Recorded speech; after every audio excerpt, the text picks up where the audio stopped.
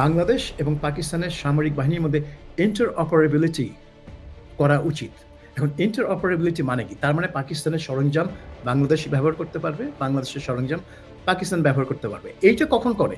যখন ২ টা দেশের সেনাবাহিনী একযোগে কোনো থিয়েটারে অপারেশনে যায়। তো এটা খুবই ডেঞ্জারাস কথাবার্তা। মানে যারা আর কি এখন বলছে যে বাংলাদেশ সেনাবাহিনী আর পাকিস্তানের সেনাবাহিনী কোলাবোরেট করবে, এটা কিন্তু একটা ডেঞ্জারাস কথা। কারণ এটাই ভারতকে ওই বার্তা দিবে যে বাংলাদেশ একটা নতুন রণাঙ্গন হয়ে যেতে পারে। তখন আপনি যে এই কথা বলছেন, কোলাবোরেশনের সাথে যখন সামরিক কোলাবোরেশন হবে বাংলাদেশের সাথে পাকিস্তানের, সেই কোলাবোরেশনে যদি চীন যুক্ত হয়, সেক্ষেত্রে সংখ্যাটা কেমন হবে দেবদীপ, আমি একটু জানতে চাই। ভারতের সাথে নেগোসিয়েশনের টেবিলে বাংলাদেশ শক্তিশালী হয় না যখন আওয়ামী লীগ ক্ষমতায় থাকে, এ ধরনের একটি পারসেপশন রয়েছে।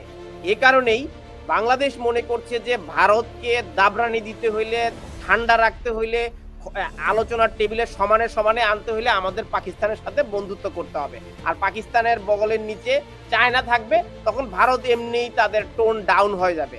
এই জায়গায় আসেন আপনি।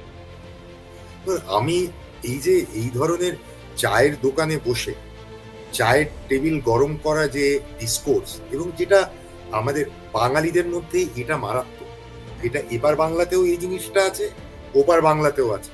কখনো আমরা এটাই বেটার করি, কখনো আপনারা এটাই বেটার করেন।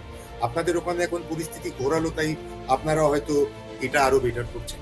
এই ডিসকোর্সটা থেকেও আপনাদের ওখানে বেশি। আপনারা তো ম্যাপ কেটে একদম বাংলাদেশের কোন জায়গাটা কেটে ভারতের অংশ হয়ে যাবে এরকম গ্রাফিক্যাল প্রেজেন্টেশন আপনারা দেন, আমরা এগুলা করি নাই। আপনার ঠিক আছে, তাহলে আপনি আমাদের দোষ দিচ্ছেন তো আমাদের তরফ থেকে? আপনি এটা বিশ্বাস করেন তানভীর যে আমরা এগুলো করেছি? আমাদের দেশে আমি ভিডিওতে দেখাবো মেজরিটি না না না, আপনি সে 4টে লোক আপনাদের দেশের এই ফ্রেঞ্চ পীর-ফিররা যা করে সেগুলো নিয়ে আমি কিছু বলতেই চাই না। ওনারা অত্যন্ত বুদ্ধিমান একটা জাত এবং সারা দুনিয়ায় ওরা ব্যবসা করেন।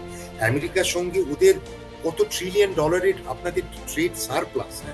ওনারা হঠাৎ করে বাংলাদেশের মানে ভারত পাকিস্তান এবং বাংলাদেশ পাকিস্তান এবং চীন মিলে ভারতকে শিক্ষা দেবে, এই ধরনের আলাপ আলোচনাটা একটু বাতুলতা, এবং আমাদের মনে হয় এগুলো থেকে বিরত থাকা উচিত। যারা এগুলো করে মানুষকে উত্তেজিত করেন তারা করুন, আমাদের সাংবাদিকদের এগুলো থেকে দূরে থাকাটাই আমার মনে হয় শ্রেয়।